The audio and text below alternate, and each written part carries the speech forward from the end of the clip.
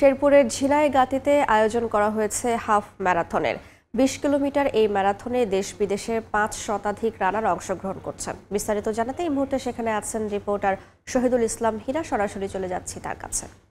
শেরপুরে রানার্স কমিউনিটির উদ্যোগে গত ২০২৩ সালে ১০ কিলোমিটার রান দিয়ে শুরু হয়েছিল আসলে মিনি ম্যারাথন।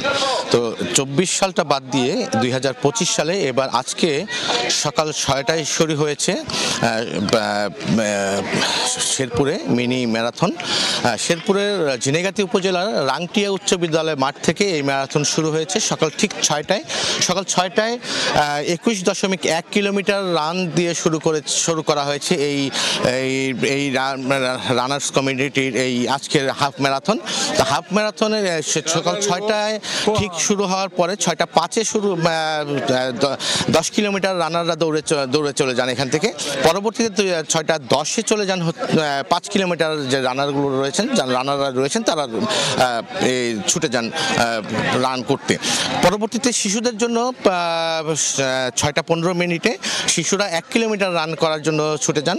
পরবর্তীতে এখন আস্তে আস্তে এই বিভিন্ন রানার যারা আছে ৫ কিলোমিটার ১০ কিলোমিটার এবং ২১.১ কিলোমিটার তারা কিন্তু আসতে শুরু করেছেন। আমরা ইতিমধ্যে দেখেছি বেশ কিছু রানার তারা কিন্তু প্রথম স্থান অধিকার করেছেন, অনেকে দ্বিতীয় স্থান অধিকার করেছেন।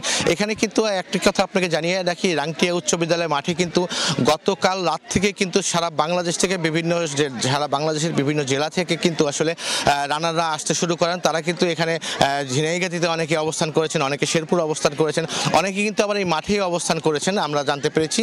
আমরা সকালে দেখেছি যে এখানে কিন্তু আসলে রানারদের যদি যেন কোনো সমস্যা না হয়, তারা যেন স্বাস্থ্যগত কোনো ঝুঁকিতে না পড়েন, তাদের জন্য কিন্তু আসলে এখানে একটা মেডিকেল টিম কিন্তু অবস্থান করছে সকাল থেকেই। এবং এই মেডিকেল টিমে কিন্তু ৩ জন চিকিৎসক রয়েছেন, কয়েকজন নার্স রয়েছেন, একটি অ্যাম্বুলেন্স রয়েছে এবং বেশ কিছু ব্যক্তিগত গাড়ি রয়েছেন। যারা রানাররা যদি কোনো রকমভাবে কোনো অসুস্থতা বোধ করেন, অসুস্থতায় পড়েন, তাহলে কিন্তু তাদেরকে রেস্কিউ করার জন্য কিন্তু এখানে এই টিমগুলো কাজ করছে।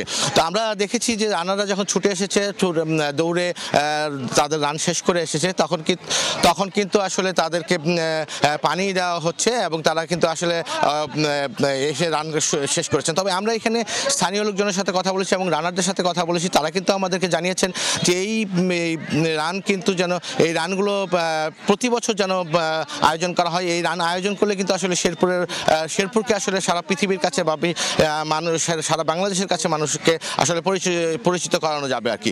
তো শেরপুরের এই হাফ ম্যারাথন থেকে ছিল এই আমার কাছে সর্বশেষ তথ্য। সরাসরি যুক্ত ছিলাম শেরপুরে।